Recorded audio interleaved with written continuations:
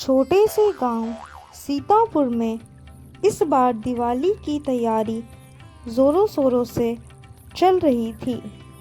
इस बार गांव के सभी लोग दिवाली को धूमधाम से मनाना चाहते थे। इस बार गांव के सभी लोग दिवाली की शॉपिंग खूब ज़ोरों शोरों से कर रहे थे, क्योंकि इस बार गांव के बाहर बहुत बड़ा बाज़ार लगा हुआ था, जिसमें सभी प्रकार की दुकान थी, जैसे कि मिठाइयों की, पटाखों की, रंगोली की और दियों की। इस बार गांव वाले बहुत खुश थे, क्योंकि पहले दिवाली का सामान खरीदने के लिए गांव से बहुत दूर जाना पड़ता था, जिससे कि गांव वालों को बहुत परेशानी होती थी और कुछ लोग तो दिवाली का सामान भी नहीं खरीद पाते थे। लेकिन एक तरफ बेचारी बूढ़ी अम्मा, जिनके पति का देहांत सालों पहले हो चुका था और एकमात्र सहारा बेटा था, लेकिन वह शहर जाकर कभी वापस ही नहीं लौटा।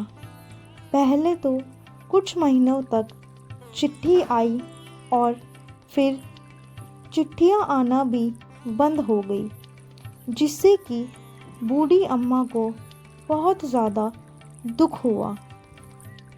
बूढ़ी अम्मा के पास एकमात्र सहारा उनका बेटा था, लेकिन उसने भी पैसे देने बंद कर दिए। बूढ़ी अम्मा बहुत उदास रहने लगी। बूढ़ी अम्मा ने इस बार सोचा, क्यों ना मैं मिट्टी के दिए बनाकर गांव में बेचने लगूं। उन्हें मिट्टी के दिए बहुत अच्छे से बनाने आते थे।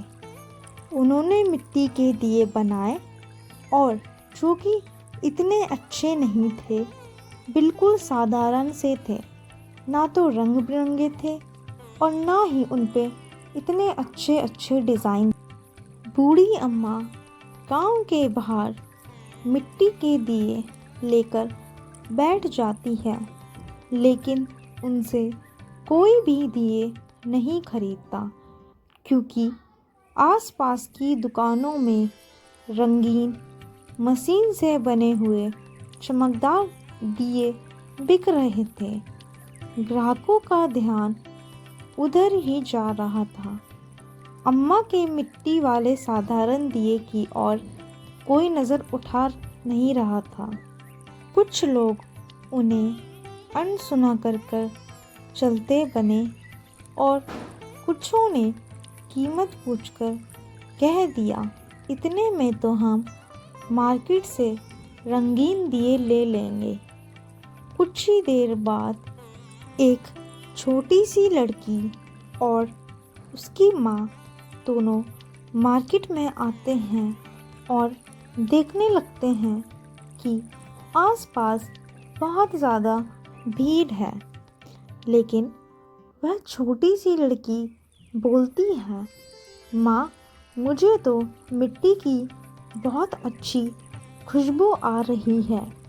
यह मिट्टी की खुशबू कहाँ से आ रही है? तभी उसकी मम्मी देखती है कि एक बूढ़ी अम्मा मिट्टी के बहुत सारे दिए लेकर बैठी हैं और बहुत ही उदास भी हैं। तभी वह उनके पास जाती है और उनसे पूछती है, अम्मा, आप इतनी उदास क्यों हो? बूढ़ी अम्मा उनसे बोलती है, बेटा, मेरे आज सुबह से एक भी दिए नहीं बिके, जिसके कारण आज मैं दिवाली नहीं मना पाऊंगी।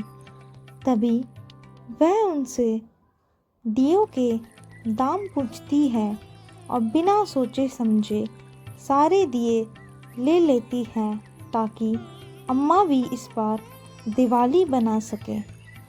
सारे दिए बिकने के बाद अम्मा बहुत ज़्यादा खुश हो जाती है और सोचने लगती हैं कि अब तो मैं दिवाली खूब धूमधाम से मना सकती हूँ।